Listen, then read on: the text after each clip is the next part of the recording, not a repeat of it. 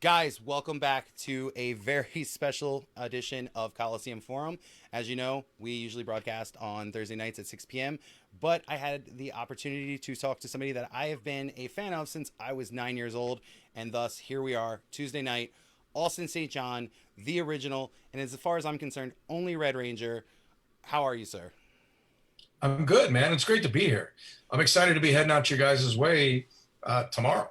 Tomorrow, yeah. You got a flight to catch. I do. So if you haven't paid attention to our social media or talked to anybody in the stores, uh, Austin and David Fielding Zordon will be in two Coliseum locations tomorrow. We're gonna have them in our Millennia location starting at 2:30, and then our Kissimmee location at 5:30. So if you haven't made plans, if you haven't called in sick yet, found a babysitter, whatever you need to do, this is the perfect opportunity to do that while I'm talking to Mr. St. John. So you guys should start making those plans. Amen. So last night we talked to David Fielding. We talked about his audition process and what it was like to be Zordon, and I kind of wanted to follow up on a lot of that with you to get your side of the story. For him, just to recap, he filmed with you guys for one day, and then it was ADR for the rest of the time for him. For you though, I mean, you're the leader of the Power Rangers. Like you know, when we play Power Rangers, my son is angry if he doesn't get to be pretend to be you. So first, how old were you when you were cast as Jason? Oh gosh, I was 17 when I got cast. And 18 years old when we started filming on the pilot series for Fox. And you guys started filming in 1992, right? 93. 93. Okay, 93.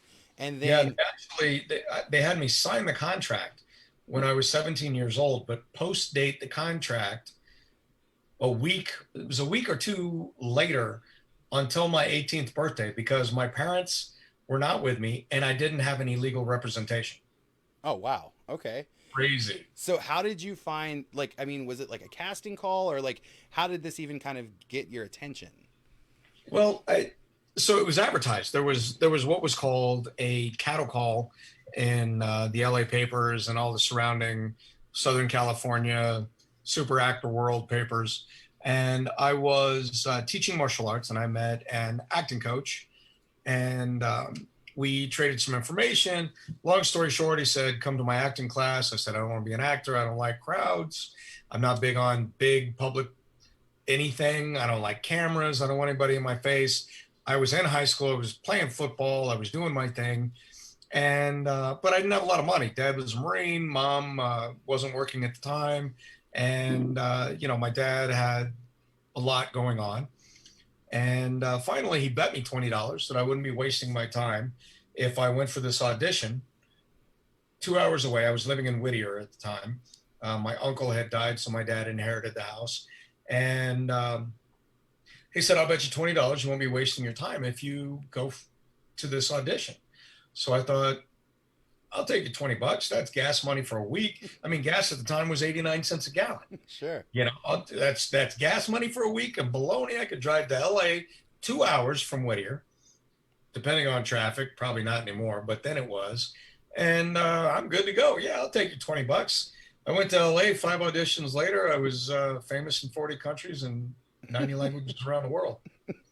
And that And I I mean, lost $20. what's that? And I lost $20. And I mean, that's a fair trade though. Like that's one of those times where you're like $20 is it's $20 at that point. Yeah, I mean, it was reasonable. So I mean, this is your first acting audition ever and you get it. I mean, they're like, "Yeah, you're Jason." I mean, I had done some practice auditions, but it was my first legitimate audition ever. It's the sort of lucky stardom stupidity that you hear about in the world of Hollywood around the world, but it is so rare in reality, especially after all these years in and around the industry. Even with my multi-decade break and my return to it, I can tell you it is so extraordinarily rare. I appreciate it even more now than I did then. Really? Yeah, I don't know anybody else. And I know a lot of folks that have some fame, notoriety, whatever you want to call it. None of them have my background. And that's just in the audition process. much less the other things I've done. So it's pretty rare. I don't know anybody that's been a one and done and hired on the number one show in the world for almost a decade, and then a resurgence for 30 years. They've been asking me to come back every year for 18 years, and I couldn't because I was doing other things overseas, and I had a lot of other work going on. But when I finally did return, that was a year and a half ago, and that was my first return in 18 years. I finally said yes. I would love to have had more than 30 days time to prepare for that. But I just come off another film that left me in exactly the opposite shape I needed to do Power Rangers. But c'est la vie. That's life, and the right fans will stick with it, and those that aren't, I wish you the best. So yeah, I mean, since you're, and correct me if I'm wrong because you would know better than me, you had your original tenure on Mighty Morphin Power Rangers. Came back in Zeo as the Gold Ranger, which was mind blowing as a kid because it's like Jason's back and he's got the shield this time. And then you were in the Forever Ed episode, right? Yeah, And where like that was Wild Force. Yep, and they collected all the Red Ranger. Well, that was pretty cool. And then you just this past season of Beast Morphers, you returned as the Red Ranger, right? Yeah, yeah, wild and unexpected, but a great time. Yeah, that was so obviously as part of this, you always want to come to an interview informed. So I'm reading it, and it's like, oh yeah, season 2, Jason's in this episode. I'm like, no way, he's not. So I Google it, and I'm like, Abe, Jason's in this episode. We had to track it down and watch it. My son is Abe, by the way. He's 4 and watching right now, and probably losing his mind that Daddy is talking to the Red Power Ranger. So that's pretty crazy. So I know you're a dad. Do your kids have like any sort of like interest or care that you are like Jason? Like, does it even register to them?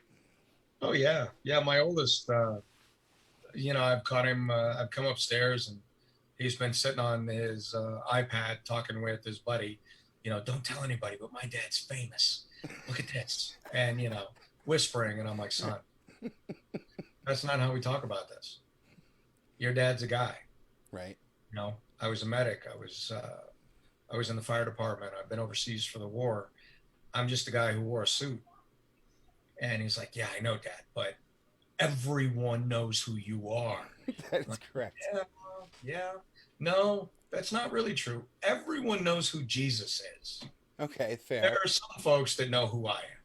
Fair. Okay. And he's like, okay, so he goes on with it. So my oldest is 10, my middle is 7, my youngest is 5. And my middle, he just kind of says, he's like, Dad, you're the Red Ranger. Are we gonna like fight the bad guys together? And I said, well, when you get old enough, if you train hard, we can do it. He was like, okay, Dad. And so he does his push-ups, and he works out. And then my 5-year-old, who's my little girl, she will lay in bed, and every night we say our prayers, in nomine Patri et Filii et Spiritus Sancti, and we do our prayers together. And sometimes when she has a bad dream at night, last night she had a bad dream about bees. Daddy, there's a bee chasing me. I was like, there's no bees. Look for the purple unicorn and a pink elephant with wings, Right. And I gave him funny names, and we had a good time. And every so often she'll look at me and she'll be like, Daddy, you're the Red Ranger. I'm the pink one. And all of us, and she gives each of the other people in the family a Ranger title, pink, blue, black, red, and so on. And she goes, nobody can mess with us. I'm like, that's right. She goes, especially because you're the red one. I'm like, that's right, baby girl. Between us all, we keep this house safe. So, we've had some moments, but over the last couple of years with the resurgence of Marvel, my oldest is now like, Spider-Man. I'm like, well, he wears red. He's cool. We can talk about him. Right, Superman. Right. Like, yeah, he's cool. He's like Hulk. And I'm like, well, Hulk is just cool. Right. And, so we go on through it. And he's a little bit of a budding artist. So we have a good time. They enjoy it. That's awesome. That's really, really nice to hear. Especially, again, we talked about this, we're both dads, we have these kids, but for me, we're fans. Like, I mean, I don't know if you guys go through this in your house, but I know a lot of my parent friends deal with this. Kids will lock onto something and then watch it over and over and over again. And I've been fortunate in my house. because it's Power Rangers. It's something I liked as a kid, so we just watched. I'm fine with that. That's absolutely fine by me. And it's something I told David yesterday. Was like, I literally hear the sound of your voice every single day, and so it is absolutely surreal that I'm sitting here talking to you now about about this thing that I've been a fan of for 27 years at this point. So, Well, I can tell you, before I deployed overseas, which was 2 weeks after my first son was born, I told my wife, I said, I don't want him ever to know that I was a Power Ranger. really, And yeah. And she said, okay, because we never discussed Power Rangers. I've known my wife forever now. And she said, well, why? And I said, it's really simple.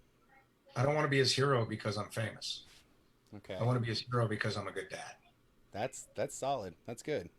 And, I was gone the first 4 years of his life, I was devastating. I had a couple of trips home, with leave. And, 2 years after my first son, I invited my wife over. She stayed with me in Kuwait for a while. And then I took her to Italy. And then she went home 6 months pregnant. And then I had other tours. And then I had my second son, and I missed out on the first 2 years of his life, other than online and pictures. And, Right. I can't imagine what the guys went through in Vietnam and North Korea, World War I and II. Right. Um, Maybe it was easier, maybe it was worse on a million levels. But I had constant reminders whenever I could get onto a base where I had good reception, and Right. I'd see pictures of what I was missing out on: first words, first steps, first everything. And then I made it home, and I had my third, which was my little girl, and I haven't missed a step since. I Yeah. travel a lot, Right. but I'm home far more. And I told my wife, I said, I don't want him to know. She was smarter than I, and she introduced my first baby. She said, this is your daddy. He's not here right now, but he's the Red Ranger. Right. And she would put me on TV. So after 4 years of being gone, I came home, and my 4-year-old came running up to me like he knew me. That's all. And Yeah. he Okay. said, he's Daddy Ranger, you're home. So, bless my wife. That's how it went. That is probably one of the best stories I've ever heard in my entire life. That's incredible. Yeah, it Um, was pretty cool. so so let's talk about that. So let's touch on. So you've done the audition, you've got the role, and you're 17 years old, and then all of a sudden you and four other, I assume, teenagers. You guys were all pretty young. I think Walter was probably the oldest, right, at that point. Um, I'm not going to confirm nor deny any of that information. but I mean, you guys literally. I mean, I don't know if anybody kind of expected Power Rangers to become what Power Rangers was. I can tell you from my side, Power Rangers premiered August 28th, 1993. That's 2 days before my ninth birthday. I was like that target demographic. We were so insane about this show. We were so into it. If we were outside playing pretend, we were pretending to be you guys. If we were inside, we were playing with your action figures or on this, like we had the Sega game, or watching Power Rangers itself. We had VHS tapes and things like that. It got to the point where my parents, my mom and my grandma specifically, learned the truck dates for Toys R Us when they got restock and would hit the Toys R Us just so that Christmas, that the second or the first Christmas, that morning we had all five Rangers. Like, obviously we're little boys. We weren't like, we didn't need the Pink Ranger, but they made sure that Christmas morning, it's one of the best Christmases we ever had. We opened up all five Power Rangers, and to this day, it's still a big deal. That, I mean, You they got to have a literally, set. You got to have a set. you had to have all five, right? And they knew that. My little 9-year-old brain did not realize that at the time, but yeah, we'd have been disappointed if we were missing Trini or Kimberly. Um, Right. and so I mean, it really became a worldwide phenomenon very quickly. Yeah. So what was that? I mean, what was that like for you? I mean, you're 17, 18 years old at that point, and all of a sudden, like, everybody knows who you are. The first year, at least for me, and I mean everybody has a slightly different variation on this, but for me, we filmed 60 episodes in the first year. To give you a perspective, I mean, pick any union television show, pick Friends, Right. which was huge at the time. They did 13 episodes a week. Seinfeld, or not 13 episodes a week, 13 episodes a year. Right. That was a season. Seinfeld, 13 episodes a year. That was a season. We did 60 episodes in the first year. So we didn't have a lot of downtime. I can remember we got a week off for Christmas. And that was really my first free time. We did 5 days a week filming, anywhere from 12 to 18-hour days sometimes. And then Saturday was ADR. And that was maybe for me, because I was the lead, 3 to 7 hours of ADR in a box. 7 hours would have been the outside. And then I would drive home, and Sunday I'd work out, eat right, and sleep. And then it was back to it Monday morning, 4:30 up, driving all the way up north, and film all day, leave in the dark, come home in the dark, and that was it until the week we got off for Christmas. And I probably slept a day, maybe half a day. I mean, I was young, but Right. I was tired. And, it just kind of went from there. So understanding in that first year how big the show had gotten was really anticlimactic, because I can remember the producer, Jonathan Zakora, came down the stairs, and Walter Jones and I were sitting, we both were in our suits. It was late at night. I think we were the last two guys on set, as far as the lead cast goes. And they were changing lights and setting up the scene. And we weren't even in a film studio. We were in a warehouse just north of LAX airport, where we had to stop filming every time the planes flew over, which was all the time. And anyway, the director comes down, and he has this traditional Israeli accent. His name was Jonathan Zakora. And he and I didn't always see eye to eye, but I respect him now. I don't know if he does me. That's not my thought now, but he comes down, and it was very anticlimactic. He looks at us. We have, Walter and I, we have our suits tied down around our waist. So we have the pant part of the suit, the Ranger suit on.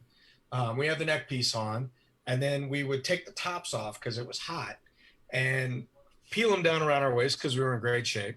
And then we tie them around the back and just sit there. And, we hated being all zipped up when we didn't have to be. And Jonathan walks in, and he's like, "Guys, I have to let you know, you're the #1 show in the world. You're doing great. We're very proud of you. Good job." And he turns around and walks out. That was it? That was it. Probably 7, 8 o'clock at night, nobody there. And what they didn't want to do is they wanted to be very careful. They didn't want any of the actors to understand how much we brought to the show. Absolutely. They don't want to give us that power. So that became very important later when I talked the entire cast into leaving the show because they paid us so horribly. Yeah, I've read about that, and I didn't know if you'd be really comfortable talking about that stuff. I mean, we can jump into it if you'd like. Well, I'll talk about anything. I have no qualms. Yeah. You get older, and those things you loved as a kid, you're like, hey, I wonder what's going on with that. And I don't know, have you ever read any of the crazy rumors about what allegedly you did after you left? I've seen a lot of stuff that's been put out about me in the 20 years I was gone from the scene, including social media. But I was considered the source, and that explains it.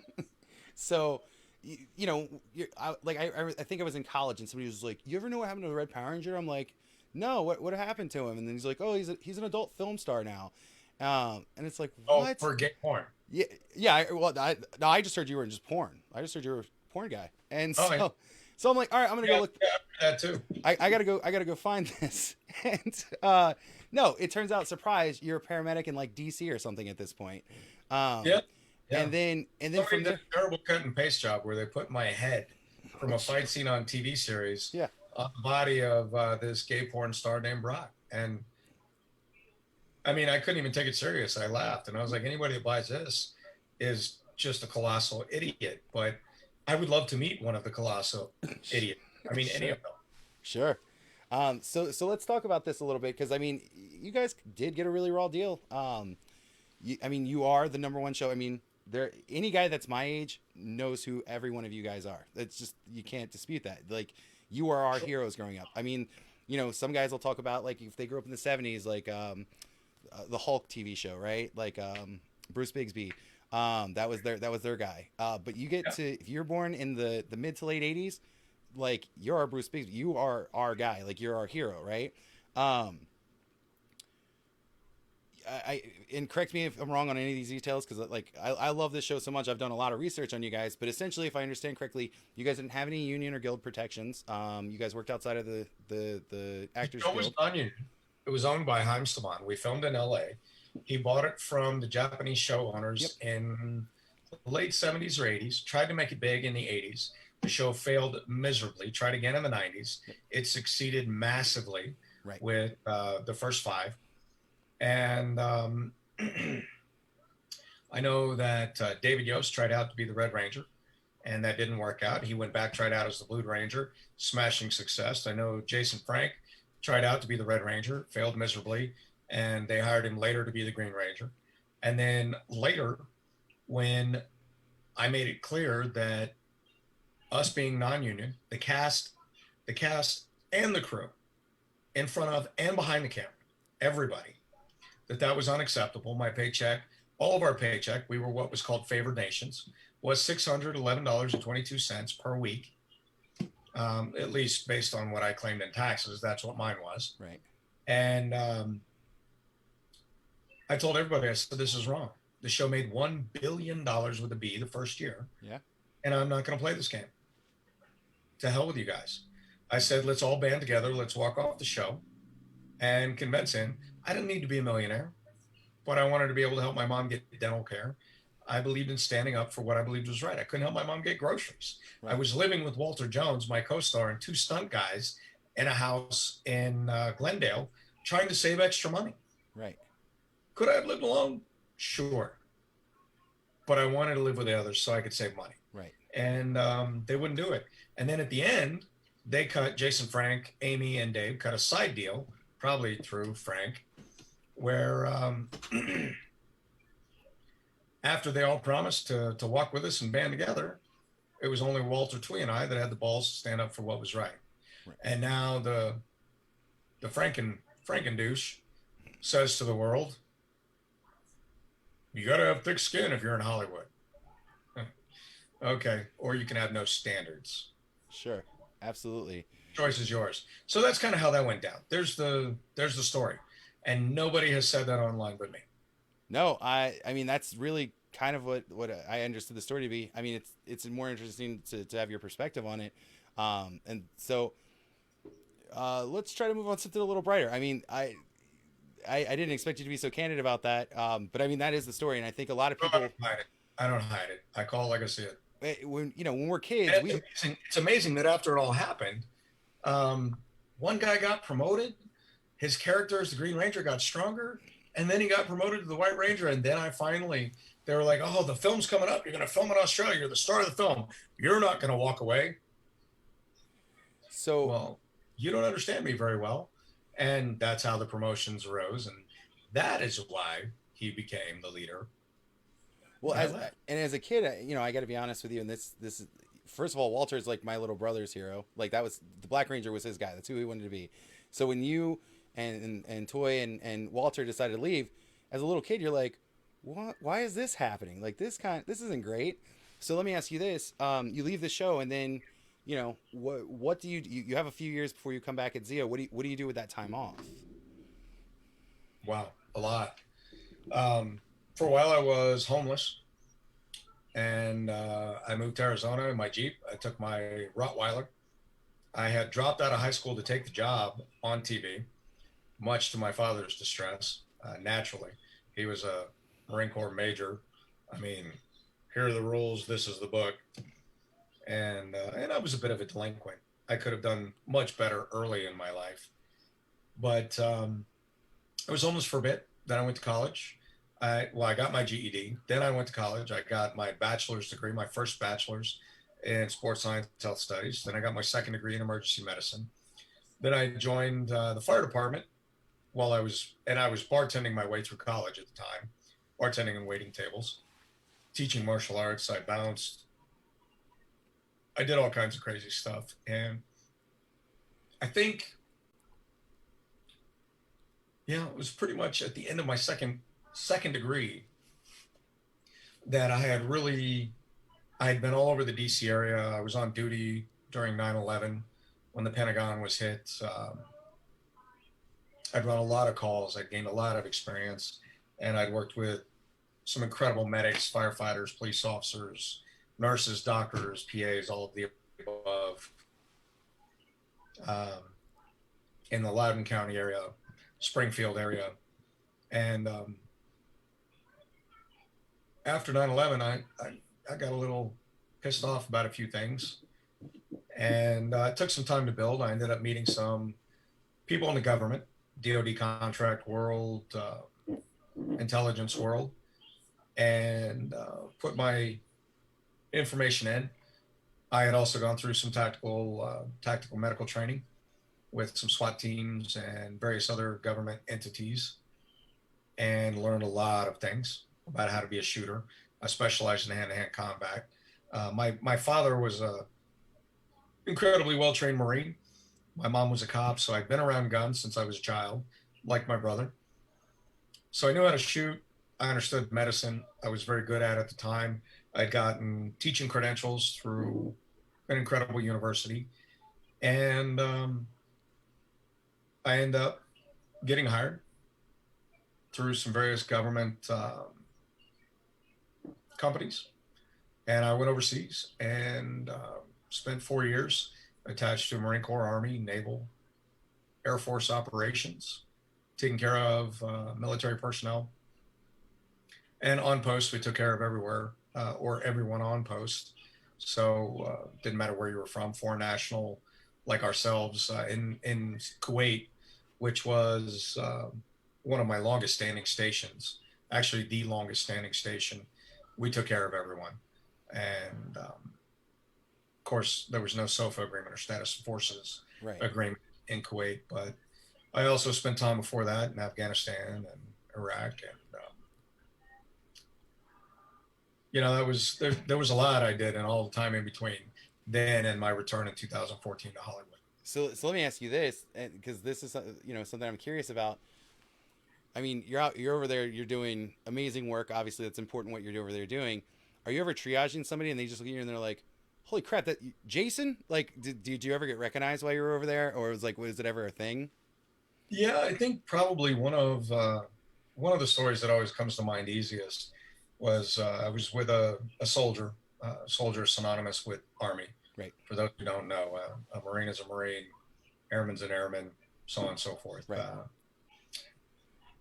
And well, I don't want to go into a lot of the details, but he had a significant injury to his arm, and we picked him up, and I put him in the back of the Humvee, and he was hurt a lot. I stabilized his arm, gave him some happy drugs. The pain kind of dies down a little, except when the Humvee hits, the incredibly well paved dirt roads that were all over. And once the happy meds hit him, I think second dose I hit him with, because his blood pressure was good, so I could give him plenty of morphine. He just kind of looks over at me, and he's holding his arm, and he just kind of looks up, and he's like,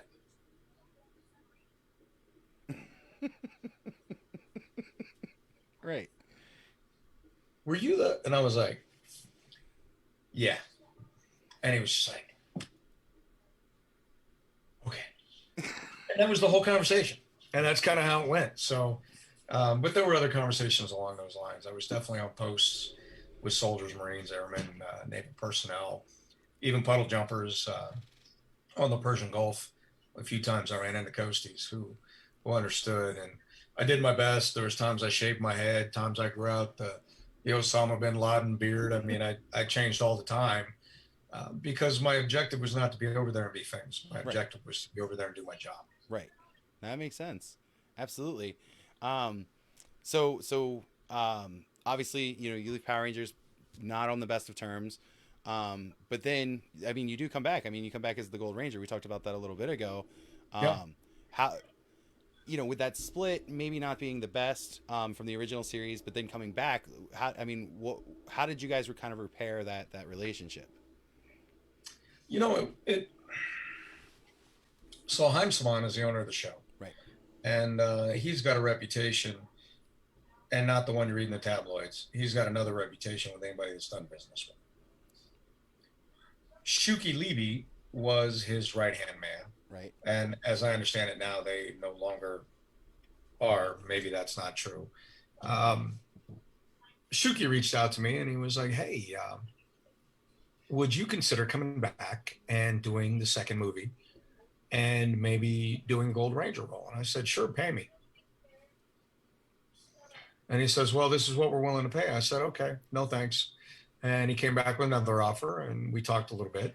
And then he invited me out to a set in which Blake Foster was the cutest little boy in the world before he was all tatted up. And now he's just a big, cute boy. And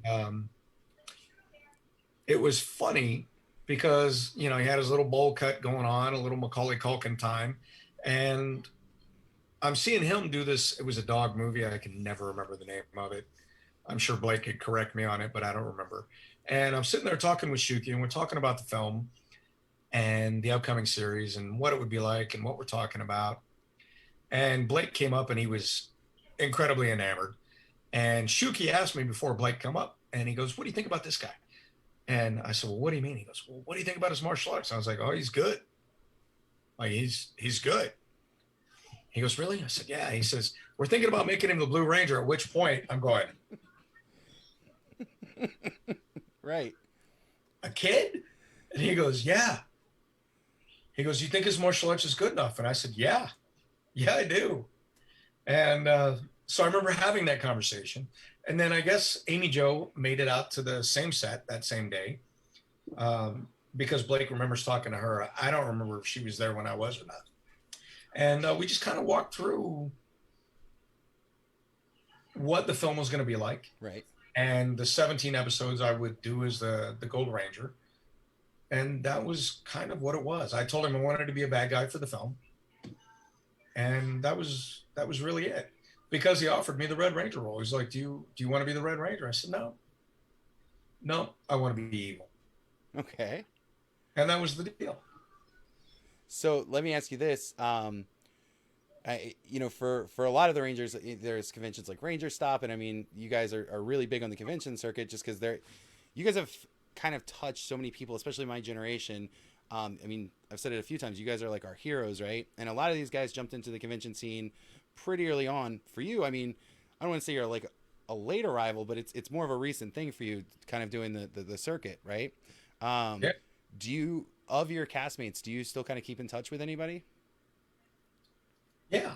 I mean, in fact, I'm constantly meeting so many Rangers now. I mean, all the way through Beast Morphers, and I mean, so many Rangers I talk with now.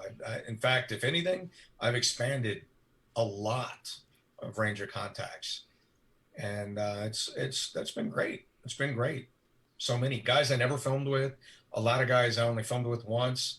Um, it's it's been great. There is pretty much a mutual respect, I guess, in the Ranger Academy, Ranger Forum, whatever you want to call it. Sure. It's brotherhood. There's one or two stupid people, Sure. but you know what? What Academy or Forum doesn't have one? Right. Or Absolutely. So, from the original guys, do you still, I mean, I know you mentioned you and Walter live together. I mean, do you guys still keep in touch, or? yeah, he's probably been my best friend of 27, 28 years. The coolest thing about you saying that is as soon as we're done with Coliseum Forum, I'm going to text my brother and be like, Jason and Zach are still buddies, right? Like, they're still besties. He's not going to believe this. This is great. Like, he's my boy. That's awesome. That's incredible. What do you think in terms of Power Rangers? What do you think the legacy of Power Rangers is?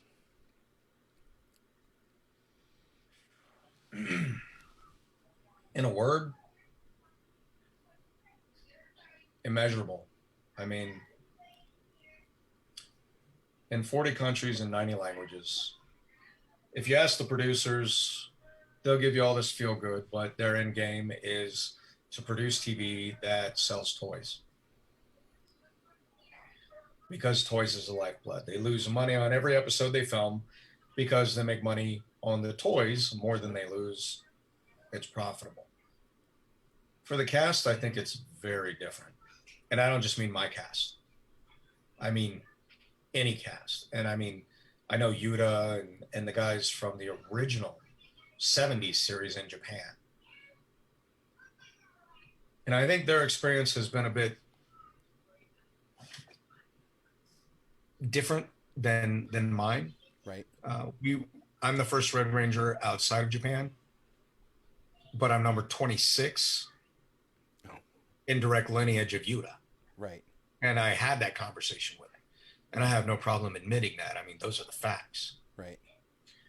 So I think the legacy isn't really something that is definable by me. I think really, truly, it is something that can only be defined by each fan because it's different for everyone. Sure. I've had fans come up and tell me that I was the only 30 minutes of safety they had in their entire childhood. You know, they grew up in an abusive home, and it was that 30 minutes that they had on the TV show that they felt safe or were distracted or had the ability to forget. Other people I've had come up and tell me their whole family watched and loved every minute of it. And one was the pink and one was the blue and one was this color and one was that color. And everybody had their assignments. And I've had other families tell me, you know, things were amazing, but we all fought over who could be this one or that one or this one or that one. And then I've had other guys come up and tell me, I had a guy come up and I saw him. I don't remember really what city it was in the world. But I've never forgotten his story. And I could see him quite a ways back in the line. And I could tell he kind of drew my attention. You know, when you have a crowd full of people and there's one person that is, I guess, very emotionally involved in anything. Sure. Over there. Yeah. Well, he caught my eye in the background because he was that guy. And he was a big guy. Like, he wasn't a little bitty.